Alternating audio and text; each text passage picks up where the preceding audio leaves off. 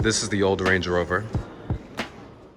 And pictured here is the new for 2022 Range Rover First Edition. Just a beautiful design, an evolution of design, and everybody's here to see it.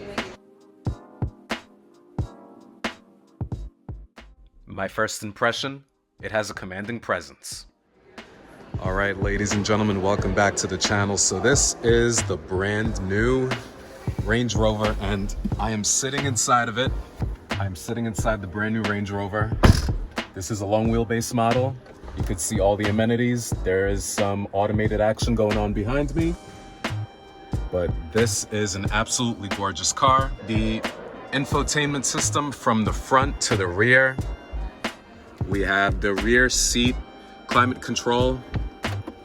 We have a storage cubby right in here. We have some mat pockets.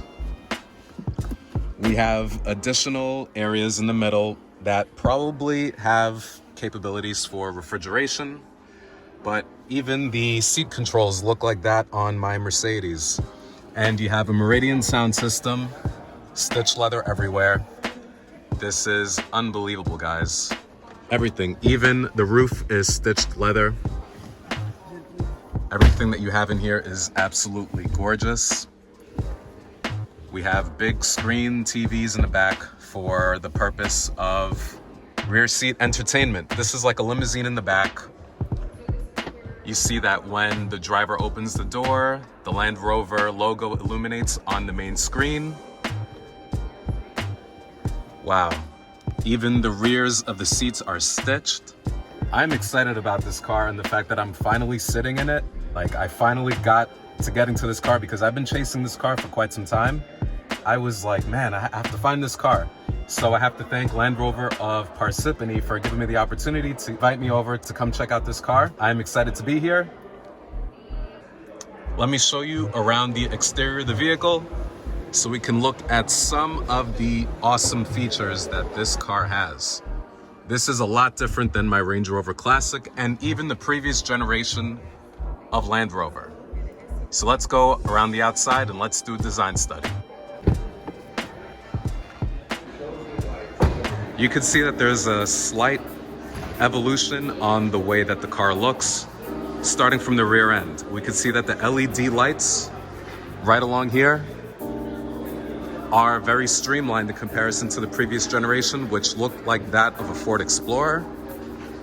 But you could see that this light bar across the top and all the way down is an evolution of the previous design, but not much has been changed from the previous generation.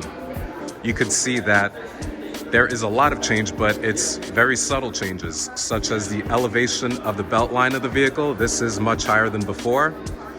And the window profile is a little bit thinner in comparison to that of an older Range Rover, because there's less window, but due to safety regulations, you have a very wide area of protection from the belt line all the way to the floorboard of the vehicle. I mentioned belt lines because over time, safety regulations and side impact protection meant that you have to pack more equipment and technology into the door. In the past, belt lines were at your kneecaps, and glasshouse visibility was a character trait to the vintage models. My dad, a Land Rover enthusiast ever since youth, is pictured here with a vintage Defender 110 in Sicily.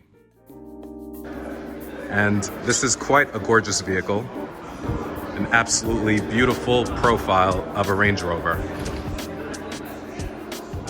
Definitely an awesome looking car, and you could see in contrast what it looks like in comparison to the white car all the way there in the back. That's the old one from the previous generation, and this is the brand new Range Rover coming from the new generation, and you see the automated tailgate.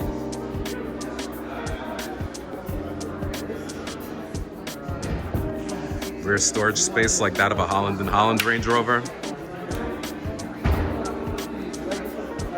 Just a really cool car.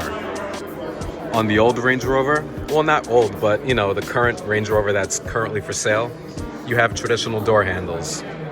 On the new Range Rover, the handles get sucked into the body. On the previous Range Rover, you have a more streamlined rocker panel. On the new Range Rover, you have a more pronounced rocker panel. I think one of the more interesting details is the bumper design. Looks more like a traditional bumper that protrudes outwards in comparison to the rest of the body. For, I guess, minimal protection, I'm not necessarily sure, but the design definitely does look good. Almost aerodynamic. And of course, as with all Range Rovers, you have an elevation upwards for off-road capabilities.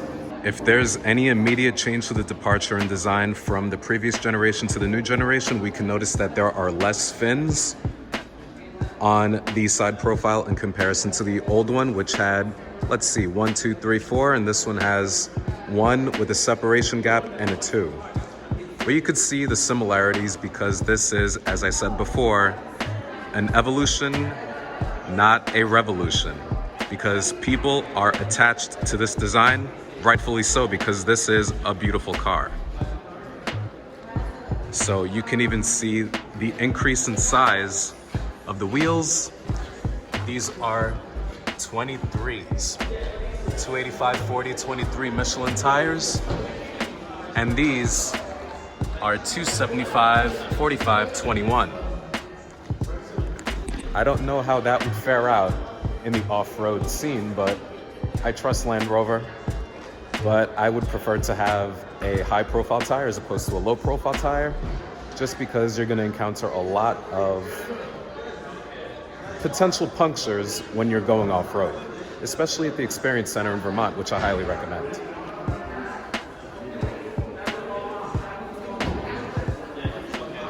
I love this Range Rover, but I feel that it has gone too far toward luxury limousine to outperform segments that include the Cullinan and the Bentayga, only to prove that it is the original and best SUV on the market, especially in the luxury segment.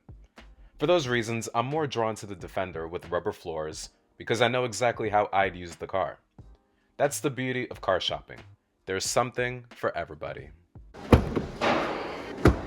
Some things never change. The rear splitting tailgate is as iconic to this car as the silhouette to this vehicle. All right, ladies and gentlemen, so the driver's seat is a nice place to be. Ergonomically, it is very pleasing. The controls are very familiar if you know Land Rovers really well.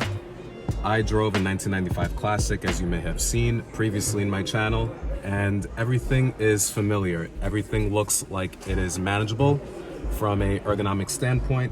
Everything is easy to find. It's park reverse neutral drive right in the center. It's definitely a very sizable shift lever, so if you are off-roading, it can be easily found. It's of course electric. It's not a cable-by-wire driven system. What's crazy to me is that none of the customers here wanted to know what was under the hood. I was the first person to open the bonnet. The current customer is concerned about this vehicle as a status symbol. Regardless, it makes 395 horsepower with a twin-turbo inline-six. Everything is gorgeous. There's a high level of finish with the best aluminum, the best leather, the best technology in terms of the best screens. Everything turns on immediately, and you're gonna see this right now. Check this out. You see the illumination from the dashboard, from the screen. You even have onboard display. You could sort of see the 0 miles per hour.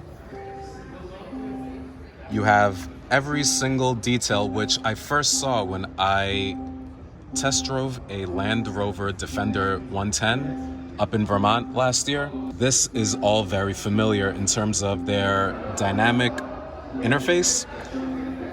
The finish of the wood with the LED illumination from underneath, which is very well hidden, but it's really, really cool. It sort of changes color. Like now it's a purple, it was a blue. Really cool stuff. You can see that both doors are open, press brake when starting. Range Rover airbag. This is just a very nice, comfortable place to be. As I am looking around the interior of this vehicle, everything is just finished to a high standard. Dare I say it is better than the Cullinan? Because it's a Range Rover. This is the Queen's car. So that's all I have to say. The Range Rover is still king, or queen, however you want to refer to it. But I want to thank you for watching. Please subscribe to my channel, leave some comments down below, and hit that notification bell. I look forward to making more videos, and soon I'm gonna get this on the trails. Talk to you soon. Take care.